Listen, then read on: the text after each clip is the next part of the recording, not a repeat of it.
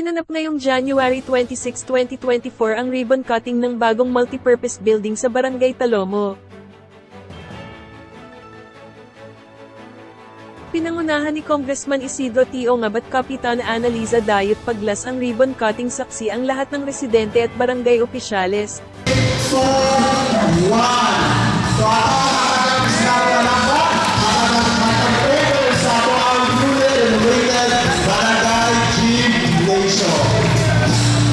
Kinongratulate naman ni Congressman Isidro T.Ongab at Konsehal Alberto T.Ongab ang mga barangay opisyales at presidente ng Barangay Talomo sa kanilang bagong gym. Na ihatagan ating project usang multipurpose covered court. Karaan nga ako ang i-renovate ng moral pagpuno ko ganaon. Pero very memorable sa ako ang inyong covered court. Iba mo, nahimo ko sa 1995, ang primero na kong project kanang states.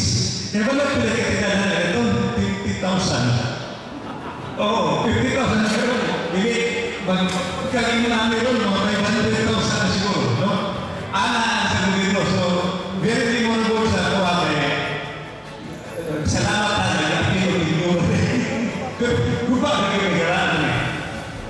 My first, ang pamilya hindi mo magalitan, first project mo. So, first project kung siya ko sa Ciudad de Davao, kami, kunya, nanagagawin ko, makabutan na kanang itong congressman ko, bali ko yung kwento na project. Halos makita niyo yung project ko. Barangay malls, covered court, mga kalsada, eskwelahan. Kaya ng punta dito ni Abet sa Dakudaw, nagulit ko dito covered court sa Dakudaw National High School. Tining stage, di ko kalimot, yung kapitan ini si Agaw, kami dito gawad, no? Si dito, aning dito gawad. Pakindi ba ini gawad, anon sa advocate ng Libol. Nangyari si Lito, ipasya na daw, ano stage. Kaya ito, ang stage na basic lang, no? Magtukod-tukod lang sa tayo lang. Sige, wala, 50,000. Hindi ko tayo first project na ko. No, merong lingkod pa ako siya, 2007. O niya, ma-realize na ko, 2007, hindi na tagalit. Ano naman, 1995. Hindi ko po siya, 1995. Yan is, consider mo na to. 1995, hapit na mag-2025. So, mag-30 niyo sa politika. Kapaspas pa naman. Yan, mura, kung sabihin siya, mura, kakulahaw ka lang. Kapaspas pa naman. Di ko makalimot sa mga karaan ng mga taga-Talomo River. Kaya kaniad itong panahon na, hindi mo nagtakot sa kanila, hindi mo nagtakot Talomo, ang isang bayanan kaniad ito, ilang kausta o ilang limoy yung kusyo. Kung uulan ka nila, ilang kausta. So ilang kausta o ilang limoy yung kusyo, ilang limoy yung no ando di mana ko dala to kanunay sa yan attached case niya puti ano bukod diyan sila magiging magdiskusyon sa paman ako no kaya ganito dili ko na uso ng beer may beer man ang uso nito kanduay iskyo mo na inom kasi ko na si Ronaldo lulo ni mo papa mo ni mo doon kaya ino nung guriyo kipis nung guriyo kipis okay pwede ko si Rene Milagros, si Juan, nung insoy, ang boys, okay mga karaan, niya, paspas kayo dahil sa panahon, no? May all rest in peace, ang ilang mga kalaga, itong iangkong, katapang din sila sa ato ang barangay. Wak na sila kapag ato, ginagawa na ang budget sa kongreso sa barangay, no? Itong ilagin na ito, volunteer service na. Para makita na ilang servisyo, hindi mo din tayo. So karoon mga bagong tubo na kalagaran, mga anak, mga apo na. Kapag ipalayo mo mga damgo sa mga karaan, haligi sa barangay na lumuligan. O, ako na lang pag-isutan, doon mag-ibos ako kasi kay Sibigan, pag-ibigta, no? Dahil ko kasi high school, elementary, kami yung nagkabas.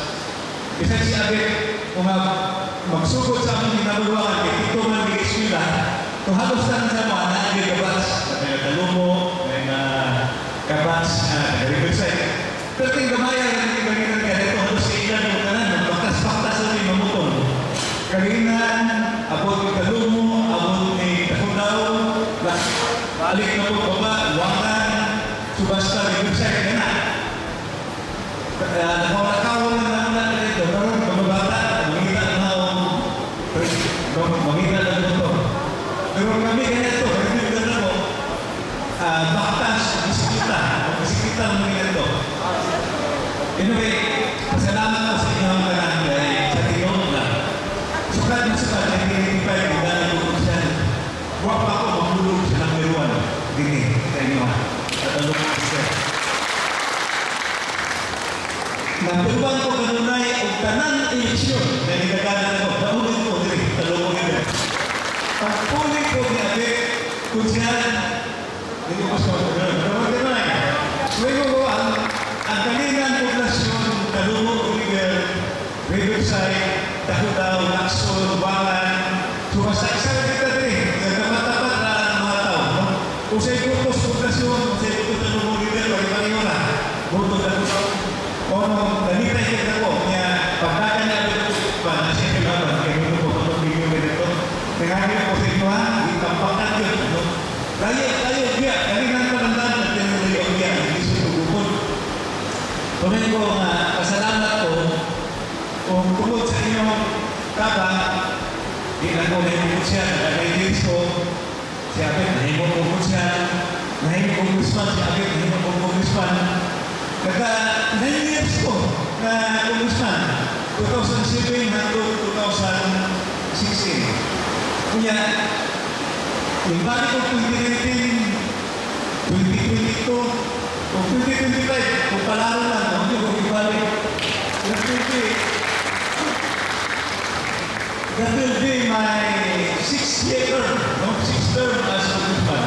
Pero perahan ko, nagkamot ko po maayon, tumutin niya pasali.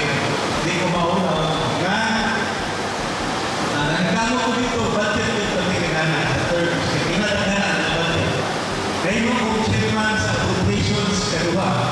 Dahil mo kaya appropriations mo na hindi mo budget. Gawa sa appropriations, dahil mo chairman sa ways and means.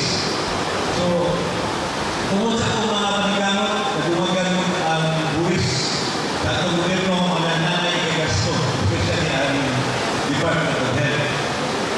So, kini mga proyekto, mag-ipamutan na ito, ang atong inogurahan, isa rin sa naghagal po tayong proyekto. Ganit naman tayo, Barangay Hall, natay ng eskwelahan, health center na ito, kakpo tayo, tuhunan sa konsintas, na kung pasanyanan na balaw. So, bayo-bayo na inyong magkita, all over sa 3rd district. May lahat ko, halos sa nagraling magkita na yung parang nakuha. Kaya na, pagkamot na na, tumutunan sa yung habang nakuha. Kung ako, maulaw ko kung dito ng gamot, grabe yun ang inyong pagsaling sa kuha. Grabe ang inyong subutan, ito. Sugot ko sa kuha, hindi ako ikutan sa kongreso, kaya kasaling ko na ako nang daghan yung kay ko project. Pagkamutan ko daghan yung project yung bukan sa mga kanan. So, nalaman ko sa liman, hindi man ko sa liman, nagalinig mo ta. Ayaw mo, kaulaw ko kanyo, just in case, busy ko sa Manila, busy ko pag-ibot. Ikaroon, ang tabang ko, ka Vice President Sara Duterte. Kaya talagang saya, dalang ng kapitan ng Igawan, ikaw kung nag-iwan mo kanan, yung ka, kagyan mo garon. Luwas niya na, busy ko sa Manila, usahay, ano na yung ito. So, after this, balay ka sa karilan sa amin. So, si Abet nga, kung siya karoon na ako pinasay, mag-isa sa mga wante, o gano'n ang ilan may hinahan, social services, XWD, sa health, no? CMC, mga medical assistance, si Abet natin yung dulo. Kaya yung text na natin, kapitan ulit ko, magagawa nyo, kapatid sa text office na ko, kaya ako nang ipasa kami, ipasa ng transyon. Pasa na ako sa mga staff sa Talinan.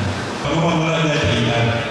Gisuguro mo dapat itong mga connection sa mga barangay, pero hindi na rin na pinagawa para pasunod. Napasunod na hindi mga congressman ng karang tuwiga kami sa Proclivi. O Proclivi, natin ito. O bibili no? Ilan pa, hindi na ito, natin ito niya karoon na ginawa sa budget. Kung 10 million ka, o di Proclivi. Nanato, natin na ito. O hindi na ito. May sumpay na, mga naman po na. No? Ang diri lang, kalintayin sa kanina, yun lang yung ako-ako na. Ilahan ng kami. Ilahan ng responsibilidad. Niya, huwag ako kung himuday na, kaya ay kayo sila. Sigas ang gobyerno, sabi sa ito pa. Pero hindi na natin na, at sa silang banong na, agang sa silang panahon na maayon nila, pero dapat ilahin ang responsibilidad kayo. Pero naman ako rin, naman ni budget yung magtuod hanggang Talumong River pa lang. Talumong River pa, wala pa kayo ang kainan lang doon. Dapat nakamay responsibilidad na kapag-wala. Kumangon sana, pagkahawan na po na, paano po Talumong River yung kainan.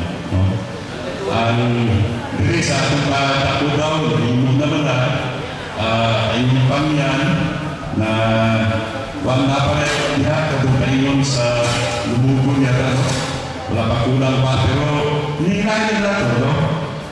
Mga na, di ba na ito pwede mahimo talang sa katuig, di ba na pwede maghimo binagro, ang ato yun, naray direksyon na iklamo, mga magagyo na ito, no?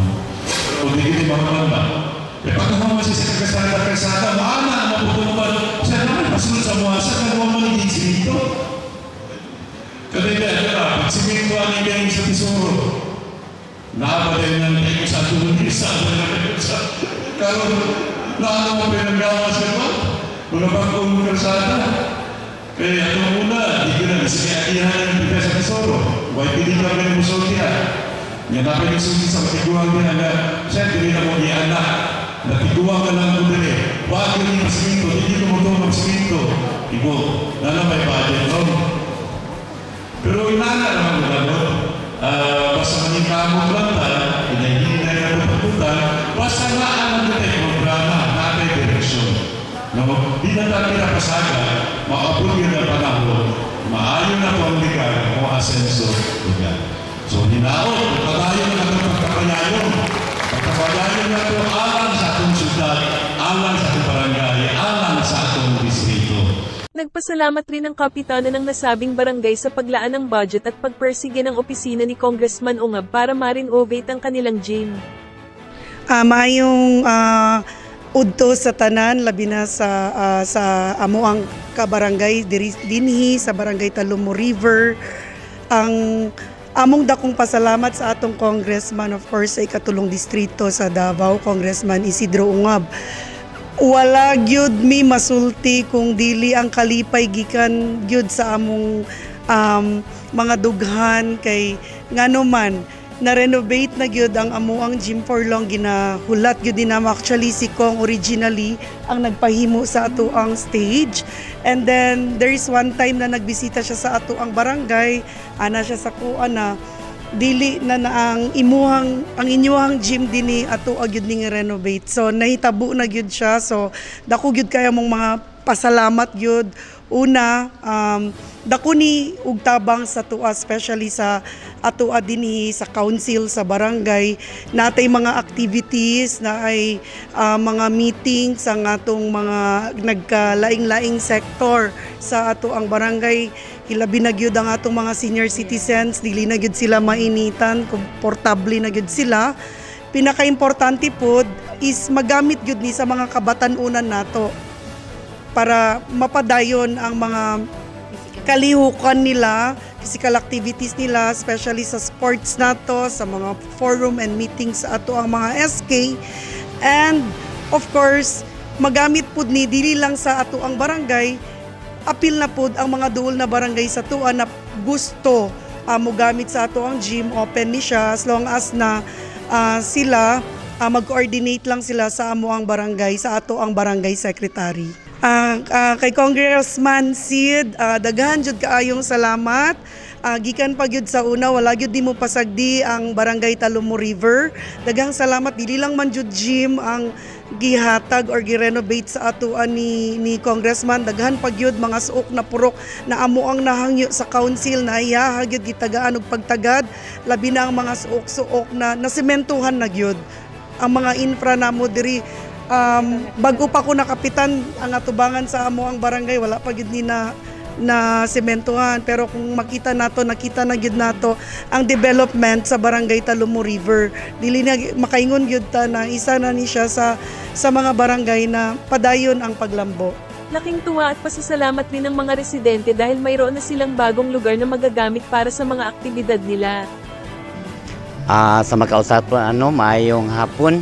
Akong buot na kong ipaabot sa ato ang congressman nga diin nagpasalamat yun mi nga tibuok barangay nga gihatagan niya og pagpakabana nga naghatag siya og nindot namo nga covered court na sa renovation gani magamit po ni og sa kapitan namo nga kasamtangan karon buday Paglas Dayot nga diin iya po ning gihatagan og prioridad nga mao nga project tungod kay kini nga mao nga project makahatag yun ni og dako kaayong tumong dinha sa amo ang mga ginikanan labi na gyud sa immunization program sa mga nanay, sa mga senior citizen o labot pa diha po sa among mga kabatan-unan sa sports nga diin sila gayud mapaduol diha sa ato ang gobyerno. So kini nga mga proyekto sukad pa sa unang panahon nga nagkagawad ko hantod karon nabalik ko.